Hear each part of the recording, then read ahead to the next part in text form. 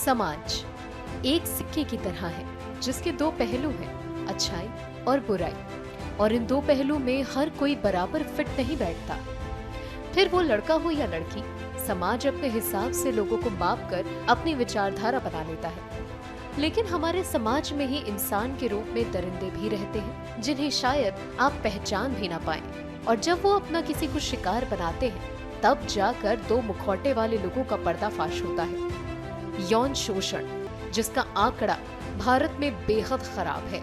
आपको बता दें कि बीते दिनों खबर आई कि राजस्थान में बाल आयोग ने छेड़छाड़ और दुष्कर्म की बढ़ती हुई घटनाओं को देखते हुए जागरूकता अभियान शुरू किया है। चूंकि ऐसी घटनाओं में बच्चियों को बड़े पैमाने पर निशाना बनाया जा रहा है, तो बाल आयोग की ये पहल उचित कही जाएगी। वैसे ही जरूरी भी है कि उन्हें शुरुआत से ही गुड टच और बैड टच के बारे में बताया जाए। हालांकि इस जागरूकता अभियान में लड़कों को शामिल नहीं किया गया। इससे प्रतीत होता है कि आयोग की नजरों में लड़कों के लिए ऐसे प्रशिक्षण की आवश्यकता नहीं है और लड़कियों की तरह उनका यौन शोषण नहीं होता। लेकिन ये सच नहीं है। ये धारणा पूरी तरह से गलत है कि अमूमन लड़कों का यौन उत्पीड़न नहीं होता। आखिर ऐसे झूठ समाज में क्यों फैले हुए हैं?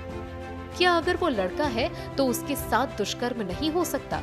आपको बता दें कि एनसीआरबी की साल 2020 के आंकड़ों को बाहर से देखने पर जो तस्वीर दिखाई दे रही है वो तो यही कहती है कि पिछले साल चाइल्ड सेक्सुअल अब्यूज का शिकार होने वाले में 99% लड़कियां हैं। और 2020 में पॉक्सो यानी कि protection of children against sexual offence के तहत बाल यौन शोषण के कुल 28,327 केस दर्ज हुए हैं, जिनमें से 28,058 केस ऐसे हैं जिनमें यौन हिंसा का शिकार होने वाली लड़की थी।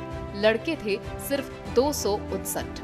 लेकिन जो ये आंकड़ा कह रहा है, क्या वो हकीकत है? आंकड़ों की माने तो सिर्फ वयस्क मर्द ही नहीं, एक छोटा बच्चा भी अगर उसका जेंडर मेल है तो वो इस समाज में एक लड़की के मुकाबले ज्यादा सुरक्षित है। लेकिन क्या सचमुच ऐसा है? क्या सचमुच बचपन में होने वाले यौन शोषण की घटनाओं में जेंडर गैप इतना ज्यादा है, या उन मामलों में पुलिस और न्यायालय तक पहुंचने के रास्ते में कोई गैप है? सच आखिर क्या है? क्या सच में वो मर्द है और मर्द को दर्द नहीं होता वाली फिल्मी लाइन समाज में एक कील की तरह ठुक गई है? आपको बताते चले, अमेरिका के एक नॉन प्रॉफिट ऑर्गेनाइजेशन रेन, जिसका फुल फॉर्म है rape abuse and instant national network, एक सर्वे कहता है कि एक मेल और फीमेल चाइल्ड में जेंडर भेदभाव उस तरह से नहीं होता जैसा कि एक वयस्क मर्द और औरत के बीच होता है। छोटे बच्चे, चाहे वो लड़का हो या लड़की, दोनों ही एक बराबर वल्नरेबल होते हैं।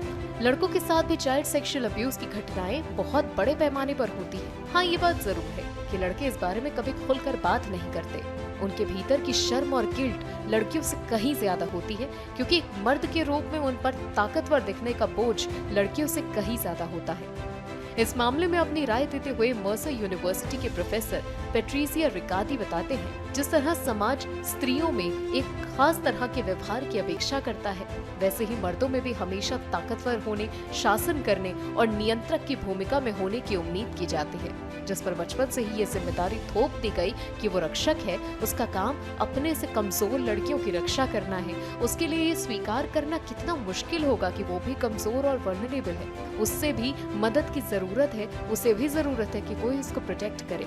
आपको बता दें कि मर्दों के वायलेंट होने की एक वजह ये भी है कि एक बच्चे के रूप में परिवार और समाज उनके साथ एक खास तरह का वायलेंस कर रहा होता है।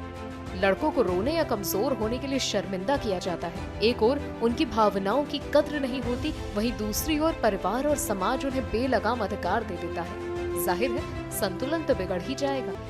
अब अगर हम सजा की बात करें तो वर्तमान में किसी लड़के के साथ बलात्कार की न्यूनतम सजा 10 साल कैद है, लेकिन 16 साल से कम उम्र की लड़कियों के साथ यौन अपराध की न्यूनतम सजा 20 साल की कैद है। तो ऐसा है कि मर्द को भी दर्द होता है और वो लड़का है, लेकिन सब कुछ हंस कर नहीं सह सकता। ये बात लड़कों को भी समझनी जरूरी है।